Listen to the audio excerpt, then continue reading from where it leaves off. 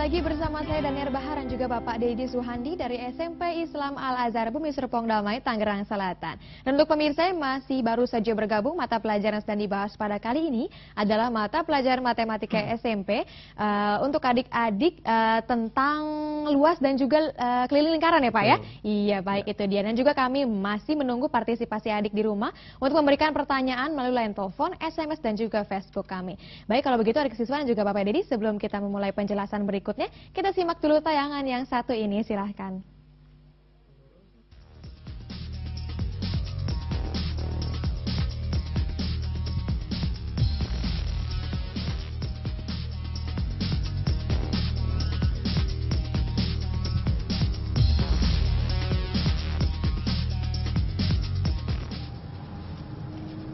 Yang apa kamu, Mat? Mengukur keliling ban sepeda. Dengan apa? Tali rafia. Dengan cara mengukur jari-jari juga bisa. Mengapa jari-jarinya yang diukur? Kan yang ingin diukur kelilingnya. Kalau jari-jarinya sudah diketahui, kelilingnya bisa dihitung.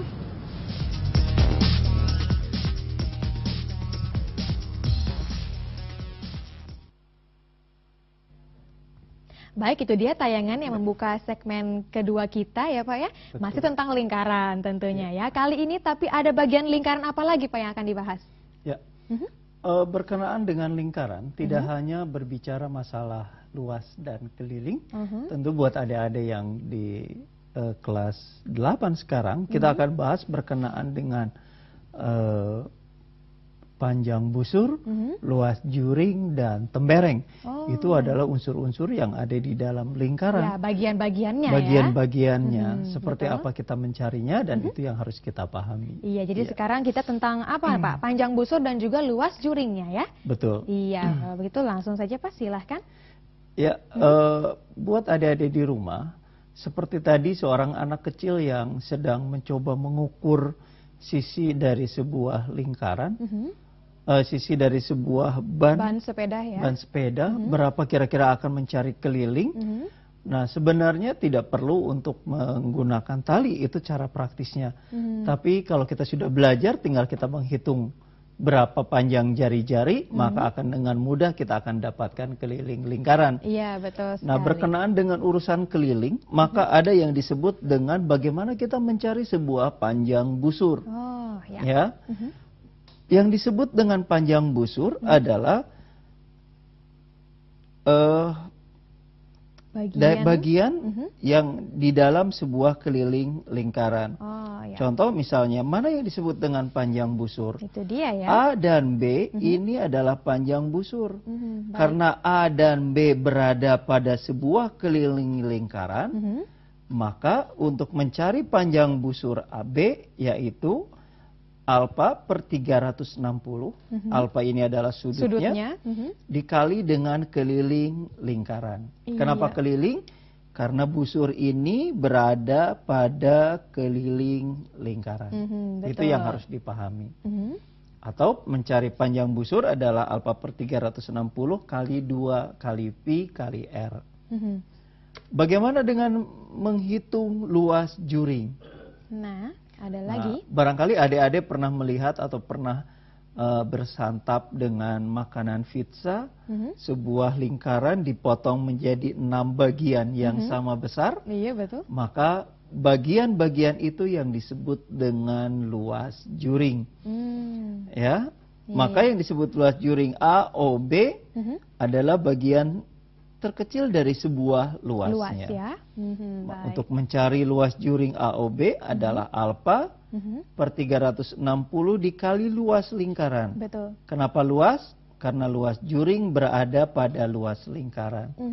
Atau alfa per 360 kali pi kali R kuadrat. Itu mencari luas juring. Wah, Nah, jangan sampai tertukar jangan ya sampai antara tertukar. juring Betul. dengan tadi busur, Panjang busur, ya. iya. Ya, kalau busur itu berarti bagian dari keliling karena tadi digambarkan hanya bagian Dari sedikit keliling, dari ya. keliling ya. Betul. Kemudian untuk satu lagi adalah juring, itu adalah bagian dari luas. Tadi Luas. seperti yang diarsir ya, ingat adalah bagian dari ketika kita memakan pizza ya, adik siswa. Baik, kalau begitu Pak, selanjutnya. Nah, satu lagi di dalam bagian sebuah lingkaran ada yang disebut dengan tembereng. Iya. Apa itu tembereng? Nah, daerah yang diarsir merah ini yang disebut dengan tembereng. Artinya bagian terkecilnya. Ya, bagian terkecil ini yang disebut dengan tembereng. Tembereng ya. Nah, untuk mencari luas tembereng yaitu luas busur AOB. Luas juring AOB tinggal dikurangi dengan luas segitiga AOB. Oh iya betul. Mudah karena ya? itu ya. Ingat ya, karena ya sebenarnya jika diarsir seluruhnya itu merupakan luas juring ya Pak ya? Betul. Betul Ya, sekali. yang disebut dengan tembereng ini adalah, saya ulangi, Iya. luas juring Juring. AOB dikurangi dengan luas segitiga AOB. Iya, mudah sekali ya sangat menghafalnya. mudah. Betul. Kalau begitu langsung saja Pak ke soal latihannya tentang panjang busur adik siswa. Iya. Langsung saja. Bagaimana aplikasi di soal? Baik, kita coba contoh soal. Perhatikan gambar di bawah ini. Jika panjang busur AC adalah 22, Iya. kemudian dan AB adalah diameter lingkaran, maka panjang busur BC adalah, nah itu yang harus adik-adik pahami. Nah. Coba kita lihat pada gambar AC adalah 22 cm. AB diameter, maka dengan mudah berapakah sudut yang di sebelah sininya? Ingat, sudut berpelurus itu adalah 180. Maka sudah dipakai 120, pasti sisanya adalah 60 derajat. Iya. Maka boleh dengan menggunakan perbandingan panjang busur AC berbanding panjang busur BC, sama dengan sudut AOC berbanding sudut BOC. Nah, boleh menggunakan perbandingan seperti itu. Sehingga akan dengan mudah 60 berbanding 180. Ya, 60 berbanding 180. 120 oh, ya mohon Pak maaf, ya? 120 sama dengan 22 berbanding busur BC. Busur yang ditanyakan. Iya, Kalau baik. kita sederhanakan, maka ini adalah 1/2. Mohon maaf, ini 1/2 sama dengan 22 per BC. Sehingga BC-nya adalah dengan mudah 2 dikali 22. Hasilnya adalah 44 cm. Wah, itu dia cara yang mudah ya. Jika sudah diketahui salah satu panjang busurnya ya Pak ya, salah satu sudut, dan juga itu dia bisa menggunakan perbandingan. Itu cepat sekali ya Pak ya. Kalau misalnya pilihan ganda itu cara yang sangat singkat. Begitu langsung lanjut kembali Pak. Ada soal apa lagi berkenaan dengan panjang busur ini? Ya. Kita lanjut kepada soal berikutnya. Iya. Perhatikan gambar di bawah ini. Besar sudut AOB adalah 90. Berarti ini adalah 90 derajat.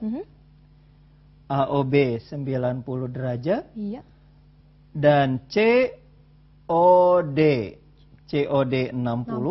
Berarti mohon maaf di sini 60 derajat.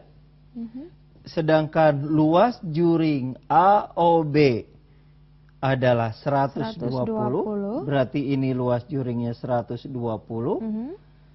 Maka berapakah luas juring COD? Berarti di sini yang kita tanyakan. Iya. Bagaimana perbandingan luas pada luas juring? Maka boleh menggunakan sudut berbanding sudut, luas juring berbanding dengan luas juring. Sama dengan yang tadi ya Pak ya? Seperti tadi. Iya. Betul sekali. Iya, kalau begitu kalau sudah ketahui maka, rumusnya, dengan mudah kita masukkan 90 berbanding 60. Kemudian 120 berbanding luas juring COD. Betul. Kalau ini kita sederhanakan menjadi 3 berbanding 2, sama dengan 120 berbanding luas juring COD. Sehingga hasilnya nanti adalah, kalau kita uraikan, luasnya itu adalah 120 dikali 2 dengan per 3. 2. Kita balik ya. Iya, betul sekali Maka Pak. kita bagi, ini menjadi 40. 40 kali 2 hasilnya adalah 80. Iya, baik ya. Sebenarnya nggak susah buat adik-adik selama kita mudah untuk memahami soalnya ya. Baik, itu dia. Sampai sejauh ini sepertinya masih sangat mudah ya. Karena rumus awal sudah diketahui semenjak sekolah dasar dan juga luas juring, luas busur dan juga temberengnya tadi sudah diberitahukan oleh Bapak Dedi. Kalau begitu Pak, kita sambut pertanyaan dari SMS ya Pak ya. Dari nomor telepon 08196627 sekian-sekian. Pertanyaannya, sebuah lingkaran, bisa tolong dicatat Pak, dengan jari-jari 7 cm. Iya, kemudian dipotong menjadi 6 juring. Menjadi 6 juring, ya. Dan ditanyakan berapa luas satu juringnya.